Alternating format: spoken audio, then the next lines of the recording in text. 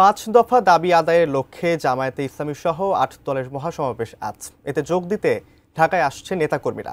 এ বিষয়ে বিস্তারিত জানাতে ঢাকা চট্টগ্রাম মহাসড়কের সাইনবোর্ড এলাকা থেকে যুক্ত হচ্ছেন প্রতিনিধি হাসান মজুমদার বাবলু। বাবলু, আপনি আমাকে শুনতে পারছেন নিশ্চয়? ৮ দলের মহাসমাবেশ আজ, এখন সেখানকার সার্বিক পরিস্থিতি কেমন দেখছেন? সেখানে প্রশাসনের তৎপরতা কেমন দেখছেন? সার্বিক পরিস্থিতি আমাদের জানাবেন।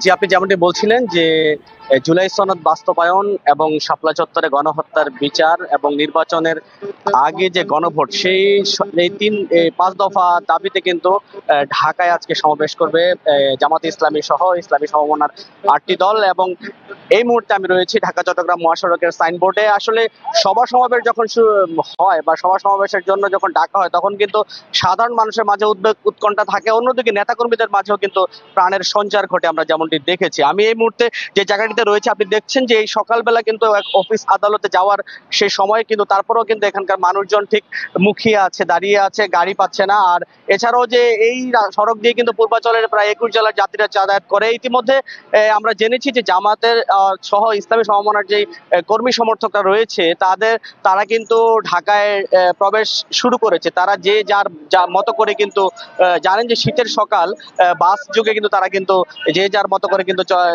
যাতায়াত শুরু করেছে আমরা যেমনটি জেনেছি। পাশাপাশি আমরা সাধারণ মানুষের মধ্যে কিন্তু বেশ উদ্বেগ উৎকণ্ঠা দেখেছি, কারণ গাড়ি পাচ্ছে না, দীর্ঘক্ষণ ধরে তারা দাঁড়িয়ে আছে। আজকে গাড়িরও বেশ চাপ রয়েছে, যানজটেরও বেশ একটি জটলাও রয়েছে এই জায়গাটিতে, কারণ একই পথ ধরে কিন্তু ঢাকায় প্রবেশ করছে হাজার হাজার এবং লাখ লাখ মানুষ। এটাই কিন্তু আমি এই মুহূর্তে দেখতে পেরেছি। আমি যদি একজন সাধারণ মানুষের সাথে কথা বলতে চাই, কর্মীদের সাথে যদি একটু কথা বলি, এই ইসলামী সমমনা দলের কর্মী কিনা বা কি সমস্যা? ইসলামী সমমনা দলের আজকে আমাদের যে ৮টি প্রোগ্রাম, ৮টা ইসলামী দলের আজকে বাইতুল মোকাররম যে পল্টন যে প্রোগ্রাম দূরে থেকে শুরু হবে এবং বাংলাদেশ খেলাফত মজলিস, ইসলামী আন্দোলন বাংলাদেশ, জামাত ইসলামী সব বিভিন্ন ৮টা দল এবং খেলাফত মজলিসের যে দায়িত্বশীলটা আছে তারা 11:30টার ভিতরে ইনশাল্লাহ আশা করি ঢাকার দিকে প্রবেশ করবে ইনশাআল্লাহ।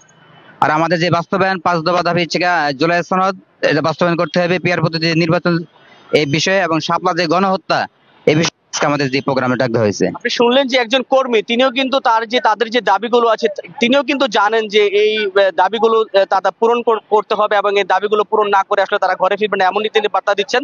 পাশাপাশি সাধারণ মানুষের উদ্বেগ উৎকণ্ঠার আসলে শেষ নেই এই সমাবেশকে ঘিরে।